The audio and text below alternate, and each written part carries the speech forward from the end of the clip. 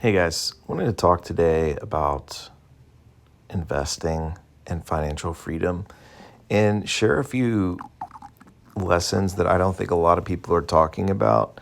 A lot of people talk about pumping stocks and getting rich quick and following these steps. You have the Dave Ramseys of the world that are like, get out of debt, cut up your credit cards.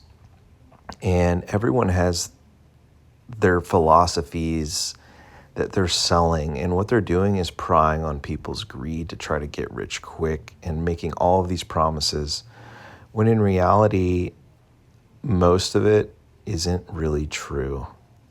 And so what I want to share with you is exactly how I was able to build a net worth with not fake gimmicks and selling some kind of program and pumping stocks, but actually steps that I took that really worked from just an average person who, when I got out of college, I had about $30,000 in debt. I went to work with a very average salary. And from there, I consistently made strategic steps to build up my net worth. I also have a family and I have kids. And I'm in my late 30s. And I can share with you that this is really doable. And I want to explain some things that aren't talked about. One thing that Dave Ramsey, for example, doesn't talk about is investing in a brokerage. You have these guys that are all about retirement accounts and investing in retirement in your traditional 401k and maxing out your Roth. And I think that that's great. I'm all about investing in retirement accounts, getting the company match, getting the tax benefits from investing in a 401k and a Roth. But there's also, in addition to that, should also be building a brokerage account, investing in a brokerage account. And investing in a brokerage account is important because when you're like me in your late 30s and you're wanting to retire early, you cannot touch your retirement accounts without a tax penalty until you're 59 and a half. So if you spend all your time following these guys like Dave Ramsey, getting out of debt, investing in retirement, well, then you're going to be looking at a big retirement account and no brokerage to pull from when you may want to retire early.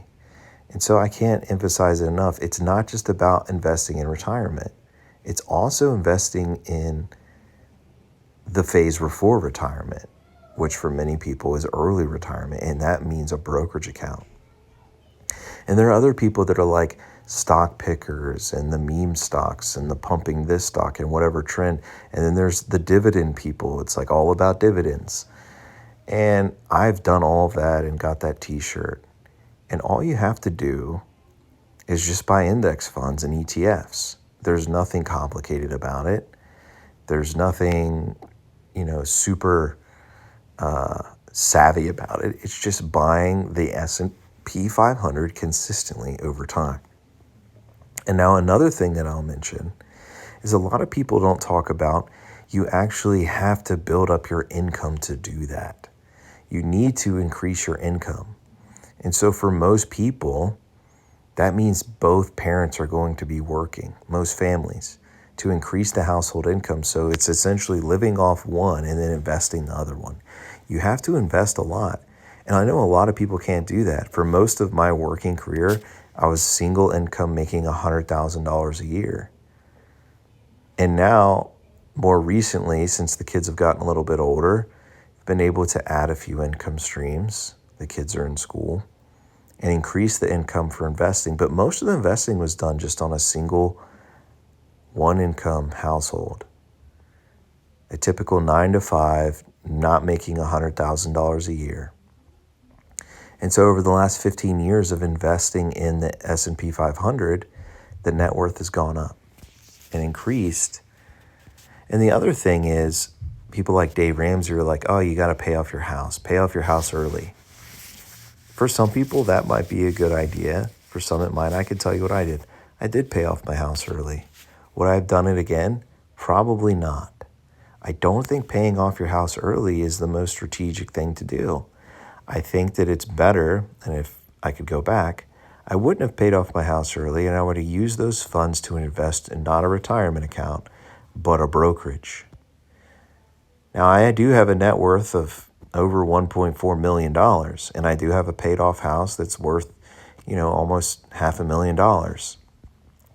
But if I would have taken those funds instead and been investing them the entire time in a brokerage and not paying down the principal of my house, then I would have a much larger net worth. And I would be in a position right now where the brokerage account would be close to a point where I could retire early in my late 30s. And that's because the power of compounding interest. If that brokerage account was being built up while my retirement accounts are being built up, and by the way, my retirement account's still got another 20 years to go before I can pull from them. So they're going to compound even more. If I would have been investing in a brokerage account the entire time, I would be really close to hitting that R button. Now, having said all that, that was a mistake that I made, and you can't change the past. You can't go back, but you can start now.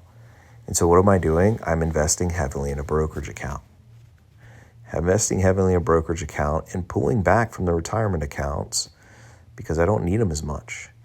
And yes, there are savvy things that you can do with vesting in a Roth and then opening up a second Roth for your spouse and also getting the company match or the 401k. All those are great things. But investing in the brokerage, I think, is almost even more important, especially if your goal is for early retirement.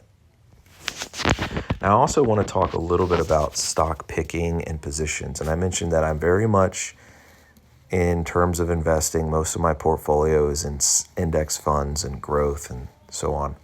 That is true, but I also have, outside of my core S&P 500 and growth mutual funds and index funds, I also buy the Magnificent 7 or 8 as satellite funds. But the core the key principle, though, is I do not go over 10% of the portfolio, or really any account. This is one account within the portfolio. Any account cannot have a position over 10% of the total portfolio. That's called risk management. Risk management has helped me grow my net worth. If I would have gone YOLO and all in on this stock or, on Bitcoin, then things would have not gone as well in terms of growing the net worth because it would have blown up the portfolio. And I would have not been able to grow my net worth. So I just wanted to mention those lessons to you today and explain to you some of the things that I've learned along the way, because there's a lot of bad information out there. I just want to share what's worked for me. I'm not saying it'll work for everybody, but if you're interested in this content, I'm not trying to get a big following or anything like that. If you want to follow it, fine. If you like it, like it. But I do want to connect with people that are interested in this information. I'm interested in helping them, as if someone who could go back 10, 15, 20 years and tell my younger self, take these steps and don't listen to this advice and do this instead. That's what I would like to do with any of you who are interested in following along in this path that we're all on. So hope that you're able to benefit from this, and we'll talk to you soon. Thanks.